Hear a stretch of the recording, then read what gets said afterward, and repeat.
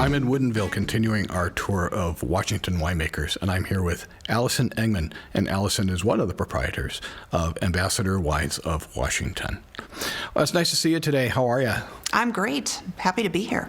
I'm happy to have you here. Thanks for taking the time. Of course. Today is Thursday, so you're only our second interview in this trip, so a lot of people to talk to here in Washington.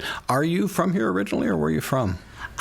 For the most part, yes. I grew up in this area, just a little bit north of here, lived here in the greater Seattle area since I was 8 years old, so I consider myself a local. Yeah, I would say that's pretty fair. Yeah. Well, my first question would be the name of the winery. How did you arrive at that? Yeah. Well, I mean, it's kind of a short, long story, I guess I'll give you. So the really quick version is that we are located where our vineyard is located is on Ambassador Road on Red Mountain. So we had a different name originally when we first founded the winery and the vineyard, and we decided that name was a little too French. And so we thought, we're a Washington winery, we're a New World winery, we should not have a French-sounding name. And we figured, we're on Ambassador Road, why don't we just go with Ambassador? It gives us a lot of room to play with our different blends and our fanciful names. We've got a diplomat, we've got a minister, we've got an envoy, etc. So that's where it came from. Were you raised in a wine family? Was it something that you were used to growing up here? Kind of. So in the mid-'80s, my parents, Michael and Pamela, went to a wine dinner at a place called the Columbia Tower Club, which was a relatively new kind of private club in downtown Seattle. And it was a wine dinner that was done by Dan and Margaret Duckhorn. And they got to know Dan and Margaret really well. And Margaret mentioned to them that they were actually in the process of looking to bring in outside investors for Duckhorn. And on the car ride home, my parents talked it over and decided that they thought that would kind of be maybe a fun thing to do. They figured they'll probably never see that money again, but they'll have a good time while they do it. So they invested, and throughout their relationship with the winery, my dad became one of the directors of Duckhorn. So he was involved in Duckhorn from, like I said, the mid-'80s up until they were sold in 2007. Very important years. Yeah. So they do have a home down in St. Helena. They were going down so frequently, they figured they might as well have a place to land there. So I didn't really necessarily grow up in the wine business, but I grew up with parents that were really into wine. I grew up hearing a lot of Duckhorn stories. I knew Tom Rinaldi, who I'm sure we'll talk about later. And so my experience with wine kind of as a teenager and a young adult was that I knew how to go into my dad's wine cellar and take a bottle of wine out of it, Good essentially. For you. Yeah, that was pretty much it. Yeah, so I got involved in the wine business in 2011. So I had already had a career prior to this. I was a banker. My dad was a banker. It's kind of family tradition. And I had just had my second daughter. I had left the bank that I was with for close to 15 years. And my dad called me and he said, I've got this little winery project. I've got some friends that they bought the vineyard, or they bought the land, they planted the vineyard. We've got our first crop. First wine is in the bottle. And we're to the point where I think we need to have a label, and we probably need a website, and I think that there's a license we're supposed to have. But otherwise. And he's like, and I know that, you're really not doing very much right now, just two young children, yeah, but that's okay. Yeah, sure. And he's like, can you come and maybe just figure this all out? Because, all the guys that were involved in it up until that point, they were either retired or they had day jobs, and none of them really wanted to do all of the work side of it, right? That's kind of the common story, right? In the wine business is the romance of it all, but there's actually a lot of work that goes on behind the scenes. And so I said, sure. He's like, 10 hours a week. That's all you really need to commit to this. 10 hours a week, get it up and running. So that was 2011. So I've been doing this since then. Needless to say, I work a lot more than 10 hours a week at this point in time. But so I really didn't know anything about the wine business, like I said, other than, I'd heard of wineries. I had a little bit of experience going wine tasting. But all the business side of it, even all the technical terms, the winemaking side of it, I've really kind of had to do a lot of on-the-job training. Well, we might as well take that moment to talk about Tom Rinaldi, because he would be disappointed if I didn't bring him up, because Tom was the original winemaker for Duckhorn. And he's, I assuming, was your first consulting winemaker. Is that right? That is right. Yes. Yeah. You can't talk about Ambassador without talking about Tom, for sure. So when I started in 2011, that was the same year that we decided we'd actually been making our wine at Hedges Family Estate on Red Mountain. Tom and Anne Marie Hedges are good friends of my parents. They'd known each other for a long time. And when they started this project and they realized, they thought originally, our founding guys thought that they were just going to plant grapes, that they were going to sell the fruit, and that's how they were going to make all their money. No. And they realized pretty quickly that no, that wasn't going to work, that they actually needed to make wine. So when they got to that point, that's when my dad kind of got brought into this partnership, because he had the connections and he had the experience with the production. And Tom and Anne Marie Hedges said, come on over, you can make wine at our facility, because we're very close to each other on Red Mountain. And so actually their daughter, Sarah, was our very first winemaker. And in 2011, we were going over to taste through the wines and blend. And my dad said, I really think we should have somebody else, another person there with a little more winemaking experience. Like, I'm going to ask Tom and see if maybe he'd be willing to just kind of come up and check out what we're doing here and maybe help walk us through this blending process. So his first vintage that he was involved in, it was actually, he came up in 2012, and we blended the 2011 wines with him.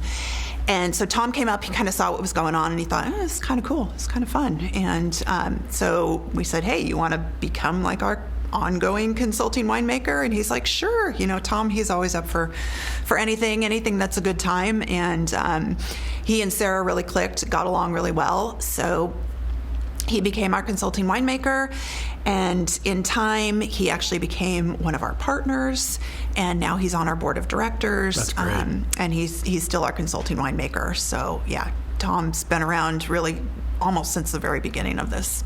And simply because he makes some really damn good wine. He really does. He really does. And, we like to say that we are a small winery, but we punch above our weight when it comes to the talent that we have on our winemaking team. And Tom is definitely an integral part of that. When you combine Tom's experience, which I think this is his 50th vintage of making wine this year. That's right. It is. Yeah. Congratulations, Tom. Yes. So he's made just a little bit of wine, a little bit of experience over the years. And then we have a fantastic vineyard manager, Dick Boucher, who you can't talk about Washington wine and not have the name Dick Boucher come up, because he's a legendary grower. He farms for us, and he's farmed for us since the very beginning. So to have Dick on that team, and then we make our wines. We have a custom crush agreement with Mark Ryan Winery. So we share a production facility with them, and then Mike McMorrin, who is their winemaker, also makes the wines for us. And very so nice. He and Tom work very closely together. So very, very talented group of individuals that work hard to make what I feel like are some really great wines. As a consulting winemaker, how often do you see him up here? I mean, does he spend any time in the vineyards? Obviously, he's here for blending. About how many times a year do you see him? Yeah, he's up here probably about 3 or 4 times a year. In the early years, he was up here more frequently than that. But just like the relationship that he had with Sarah, he and Mike work extremely well together, and there's a lot of trust between the two of them. And what I've found just by kind of observing the two of them together over the years, like when we go up to barrel grade and blend and all that kind of stuff, I always kind of like to sit in between them if I can, because they each take their notes separately, and I like to look at, okay, what did Tom say about that? And then, how did Mike? And 99.9% of the time, they are completely on the same page with each other. That is so fascinating. Yeah, and so it's really cool to see that. And so there's a big element of trust between the two of them, to the point where, Tom will check in with Mike. They talk to each other on the phone all the time. Mike is great about keeping him up to date with, what's happening in the vineyard, what he's seen. He'll say, I think this is what we should be doing. And Tom will usually say, yep, sounds great to me. And same thing with the winemaking process. They're just really on the same page with each other. So it's a great relationship that they have there. What makes Red Mountain so special? So special? Yeah.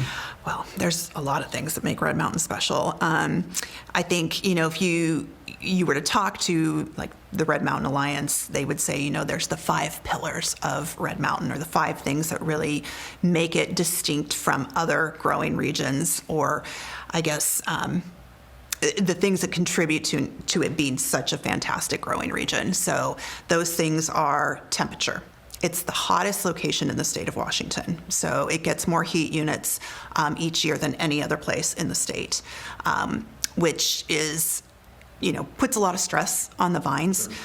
Lack of water, it also gets on average less than 5 inches of rain per year. So we actually get less rain on Red Mountain than they do in Napa Valley, That's if you can incredible. believe that. Yeah. So it's, water is a big, big deal.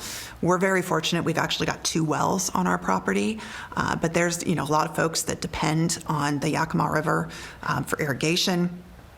Because it gets so hot, you've got to turn water on during the summer. You really can't get away with dry farming there. So it's the lack of water helps to put stress on those vines. It's the wind that we get that comes through and it blows off that top layer of soil. It also really makes those skins thick. It's, which then adds to the tannins. You get a lot of high tannin wines off of Red Mountain. So it's important to have a winemaker that really understands kind of how to restrain those. The southwest facing slope.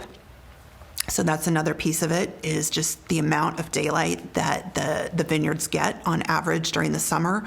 One of the things about Washington State in general is we get on average 2 extra hours of daylight during the growing season as compared to like California. Really? Interesting. Wow. Because we're that much further north. Yeah. So, sure. yeah. That makes sense. And then that diurnal shift, too, in the temperature that happens, between those high daytime temperatures, and then it drops dramatically down at nighttime. So there's big difference there. We are here at your tasting room, and it's a very nice little space. Is this the kind of place people can walk into, or do they need to make an appointment? How does it work here? You can definitely walk in. We've got this space here. That in addition to this, we also have a second tasting room in downtown Woodinville. Where we are right now, we're at our what we call our warehouse location, and it's because it's in a warehouse, and we're actually in what they call the warehouse district of Woodinville. So there's a lot of different wine tasting districts out here in Woodinville. We happen to be in the warehouse district. So what you'll find here in the warehouse is a lot of wineries in Washington actually make their wine right here where we're sitting. We are not one of them. We actually make our wine in Walla Walla, like I mentioned, at Mark Ryan's facility over there. But we do store most of our wine here, and this is the first location that we ever opened a tasting room. So this is where most people know to come to visit us. We're open weekends, Friday, Saturday, Sunday, and you can definitely just walk in. We're the best tasting room staff in Woodinville. I realize I might be a little biased when I say that, but I truly believe we have the best team and that you'll have an amazing experience if you come and visit us. And for our listeners who'd like to learn about you online, what is your website? Our website is ambassadorwinery.com. Very good. Well, that was easy. Yeah. So, Allison, I appreciate you taking the time today. It's great to be here in Washington. Thank you for inviting me in here. Thank you very much. It was very nice to meet you, Ray.